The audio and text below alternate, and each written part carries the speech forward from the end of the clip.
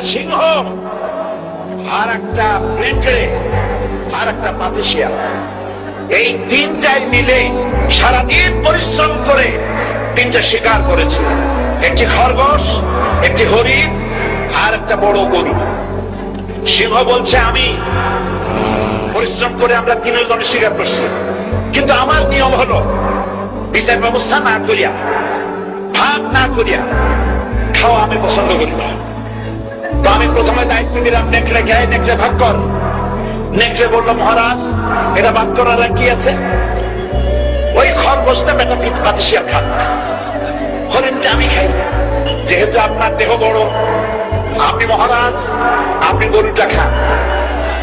সিংহের মেজাজ খারাপ, বেয়াদব, এই ধরনের অসম বন্টন নীতি কে তোকে শিখালো? এক থাপ্পড় মারছে, নেকড়ের গল্লা উড়ে গিয়ে 50 হাত দূরে পড়ে গেছে। এবার সিংহ বলছে এই শিয়াল ভাগ কর বেটা। শিয়াল কয় মহারাজ এই সাধারণ জিনিসে কি ভাগ করার কোন বিষয়? কয় না ভাগ না করলে তো আমি খাইতে পারি না। তো ভাগটা যদি আমার করতেই বলেন, আমি বলবো খরগোশ দিয়ে আপনি ব্রেকফাস্ট করবেন, লাঞ্চ করবেন হরিণ দিয়ে, ডিনার করবেন গাভী দিয়া। মহারাজ খুব খুশি, হ্যাঁ রে শিয়াল রে, এত সুন্দর ইনসাফ ভিত্তিক বন্টন নীতি কে তোরে শিখাল রে? একটু আগে যে কল্লা দিয়া গেল ওই আবার শিখাই গেছে। কাজী ধর্মভিত্তিক রাজনীতি নিষিদ্ধ করতে গিয়ে ফেরাউন আর নমরুদ যে শিক্ষা পেয়েছে তার থেকে শিক্ষা গ্রহণ করুন।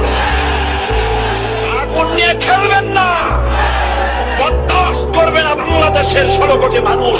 মুসলমান তো দূরের কথা, হিন্দু, খ্রিস্টান, বৌদ্ধ সব ধর্মপ্রাণ ধর্মভিত্তিক রাজনীতি নিষিদ্ধ করার মতো আগুন নিয়ে খেলা বন্ধ করুন, বন্ধ করুন। জনগণ মানবে না, মানবে না, মানবে না। আল্লাহ হাফেজ। বাংলাদেশ জিন্দাবাদ, বাংলাদেশ জামাত ইসলামী জিন্দাবাদ, বীর চট্টলা জিন্দাবাদ।